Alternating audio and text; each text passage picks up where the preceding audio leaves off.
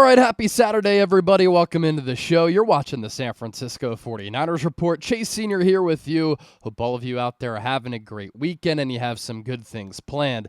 Coming up here on the show, obviously the big news yesterday, the 49ers and quarterback Brock Purdy have agreed to a contract extension, and I'm going to explain why this is a great move and deal for San Francisco. Let's start off with today's poll question. Just want to gauge where the fan base is at here.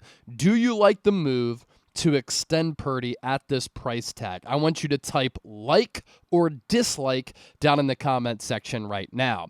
As for that Brock Purdy contract, here are the terms. 5-year deal worth $265 million. Purdy gets $181 million in total guaranteed money, which includes $165 million in the first 3 new years of the contract that runs through 2030. Tom Pelissero yesterday of the NFL Network did break the news. This is the highest raise for any player in the history of the NFL because Purdy had not made more than $1 million and hasn't made more than $1 million in a season yet after he was the final pick in the 7th round of the 2022 NFL Draft. Purdy also becomes the richest Niner in the history of this organization, taking down Nick Bosa's previous number a couple of years ago going into 2023. He had signed that deal, which at the time was the biggest contract for a non-quarterback in NFL history at about $34 million in average annual value. And so my Purdy contract prediction, and the final one that I put together about 2 weeks ago, I had predicted that Purdy was going to get somewhere in the neighborhood of $53 to $55 million. Purdy gets 53. That ties him with Jared Goff for the 7th highest paid quarterback in the National Football League on a yearly basis. Purdy also gets $181 million in total guaranteed money. My prediction was $200 million. So I think that going from $200 million to $181 million is a win for the Niners, and we'll take a look at those guaranteed figures coming up here in just a bit. But usually every year almost, the quarterback market gets reset. This was a quarterback contract that was the first of its form this offseason, and Purdy didn't come close to resetting the quarterback market. And I think that, too, is a win for San Francisco. And I like how this deal is structured because it gives the team some security, flexibility, and wiggle room. Because in my Purdy contract prediction, I had predicted that it would be structured like a 3 or 4 year contract. This deal includes $165 million in the first 3 new years of the contract, and during that time, the average annual value will be $55 million. And so the Niners, if they want, if this doesn't work out, if it blows up in their face, they can get out of this deal. And I want to remind people that just because Purdy is getting paid a lot of money, and he's going from having not made more than $1 million now up to $53 million in average annual value, just because you pay a quarterback a lot of money doesn't mean the rest of your team is going to be or has to be watered down. That has been the choice of the Dallas Cowboys, to not really invest and be aggressive with their spending elsewhere on the roster, causing the Cowboys the last few years to be very Dak Prescott reliant and too top heavy. And that's resulted in them not having deep enough or talented teams to make a playoff run. Look at the Philadelphia Eagles, though. Jalen Hurts is making $51 million per year. He signed that deal after the 2022 season, and so that deal has kind of become outdated. Yet think about all of the players who the Eagles have still been able to sign, and they still won the Super Bowl. And it's not like Jalen Hurts is a quarterback in the category of Patrick Mahomes, Josh Allen, Lamar Jackson, Joe Burrow, where he can fully put the team on his back, where you want that quarterback to drop back and throw it 40 to 50 times. Eagles had the number 1 rushing attack in the NFL last year. and they still won the Super Bowl. Now, of course, Jalen Hurts still played very well in the NFC Championship game and in the Super Bowl, but I'm using that as an example to calm the fan base down a little bit. And get this, the Eagles, after the 2018 season, I believe, paid Carson Wentz a bag. They gave him a massive contract extension. And everybody thought that when the Eagles got rid of him, they were going to be screwed. They weren't screwed at all. They were just fine. They were able to pivot off of that contract. The Niners, if they need to do that a couple of years down the road, are going to be able to do that. And with the NFL salary cap, with the NFL business booming, the salary cap is only going to continue to go up. Here soon, with the likes of C.J. Stroud, Jaden Daniels, Caleb Williams, some of the young quarterbacks in the NFL, these QB deals are now going to range soon between $60 and $70 million. When Patrick Mahomes signed his deal a few years ago, he got $500 million in $500 million. $500 million. The 49ers here get Brock Purdy at a fraction of that price, $265 million.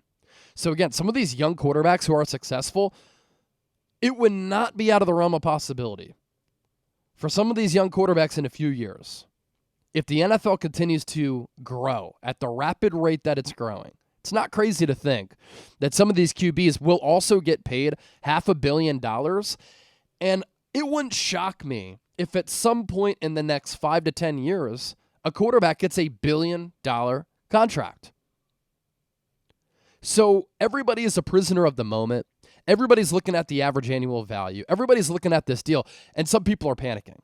Do not panic. This is a team-friendly contract, in my opinion. And for anybody who doesn't think this Purdy contract extension is worth it, here's more evidence why I think this contract is a win for San Francisco. There was talk about him getting $60 million per year, maybe even higher. Dak Prescott is making $60. So some people thought that Purdy was going to become the highest paid quarterback in the history of the NFL. This deal doesn't even come close to that. $53 million ties him with Jared Goff. I think that Brock Purdy is better than Jared Goff.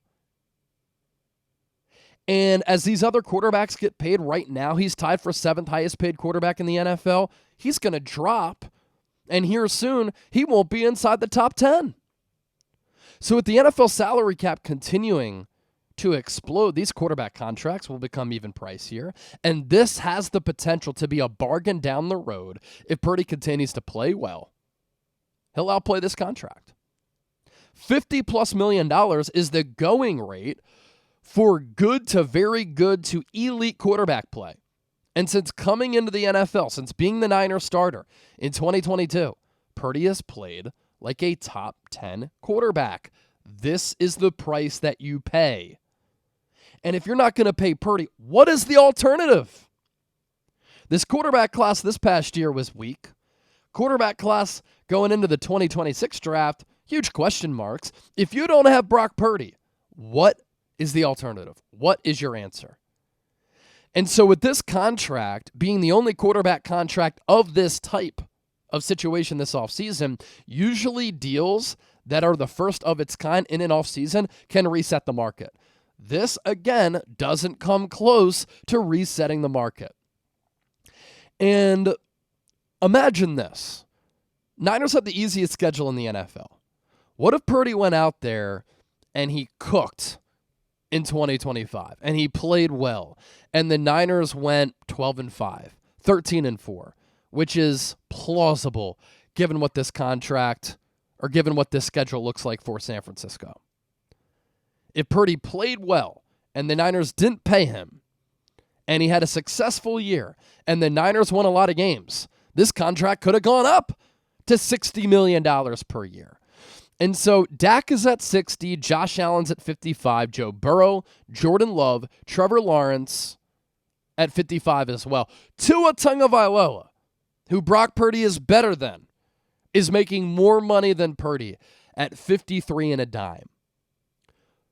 Purdy and Goff tied at 53.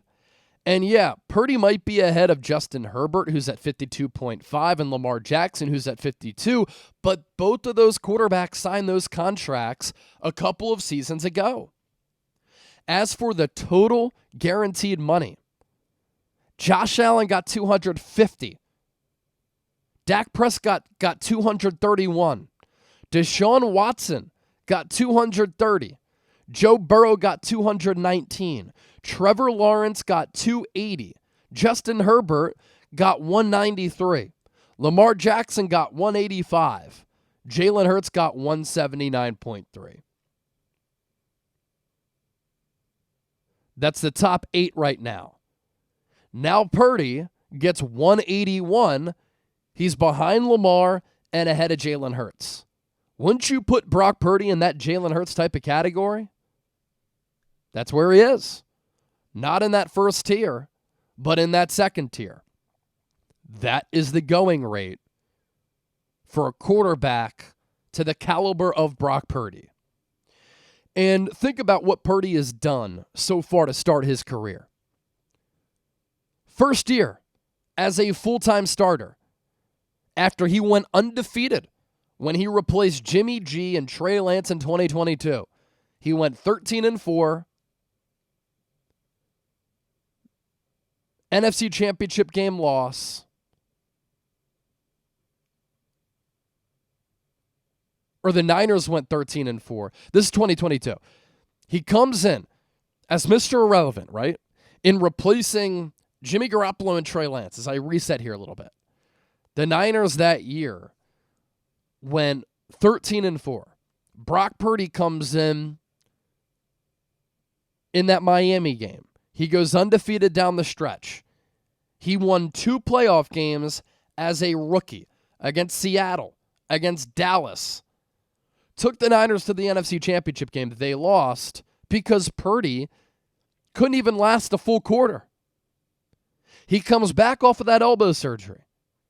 Second year, Niners go 12-5. Number 1 seed in the NFC.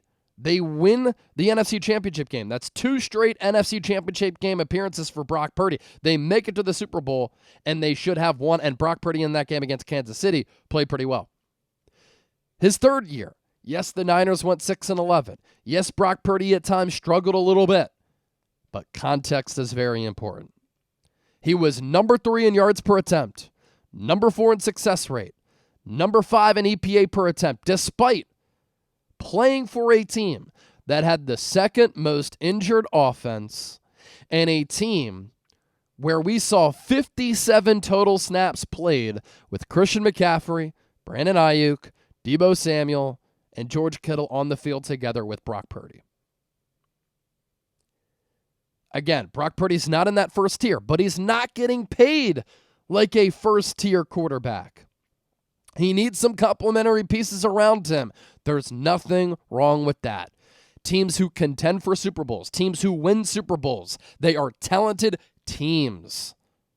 Very rarely do you see a quarterback fully carry an entire squad to a successful season and a Super Bowl. They need help.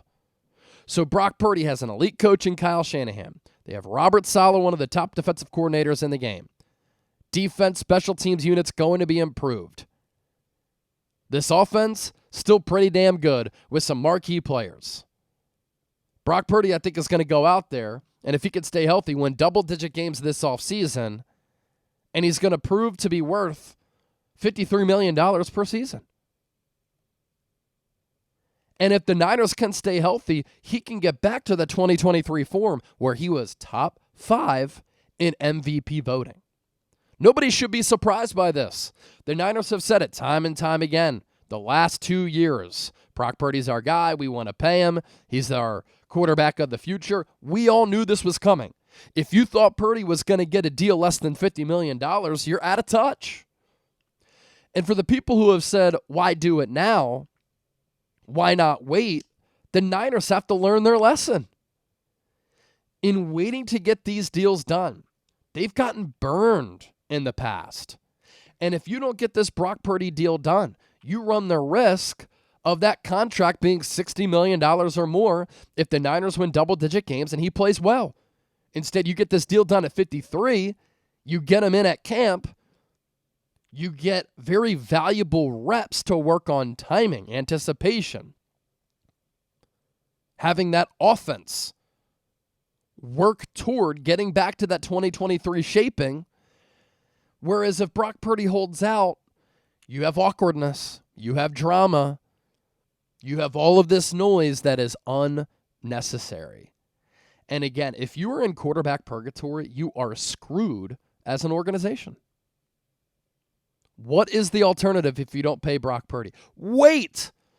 Okay, the Vikings did that with Kirk Cousins. I think the Dolphins did that with Tua Tagovailoa. But last year, this Niner season felt weird from the jump. It was clunky. The offense was sporadic. The offense really struggled. The offense wasn't on the same page. They were inconsistent because of all of the injuries and the contract holdouts and all of the drama. The Niners don't want to deal with that drama again. And so sign Purdy now. It's a team-friendly deal with the way that it is structured. If Brock Purdy continues to play at a top 10, even a borderline top 10 level, this contract down the road can end up being a bargain. Obviously, there's more pressure on Purdy to perform, but anytime a player gets paid, there's a little bit more pressure on that player to perform. And so I think this contract is a win for San Francisco. I really do. I like the structure. I like the AAV. I mean, it beats paying Purdy $60 million. If that was the price tag, I wouldn't have liked it. You get him at 53. And soon, he'll fall out of the top 10 highest paid quarterbacks in the NFL because some of these young studs coming up, these quarterback contracts are going to be between 60 and 70 million. And the Niners got Purdy at 53. Right in that tier of quarterbacks where he belongs. Now, yes, he's the most expensive quarterback in the NFC West, but Matthew Stafford signed that new deal. He's about to be 40 years old. Kyler Murray got a fat contract, but he signed that a couple of years ago. Sam Darnold got what, $35 million per year, whatever it was, 35 to 40. He has one good year of production. And now he's going to a Seattle team where they've had a complete makeover. So, again, I think this Purdy contract is worth it. We knew it was coming, and I was actually surprised at the structure of this deal. $53 million, right on line with my prediction, but I had it in that 53 to 55 range. Getting him at 53, huge win. Being able to get out of it after a couple of years, huge win. Guaranteed money, I thought it was going to be $200. It's down to $181. Huge win. So, wanted to talk about this Purdy deal. Let me know what you think of it. Don't forget to hit that subscribe button. Thanks for supporting the channel, and I'll catch you soon. Have a great weekend.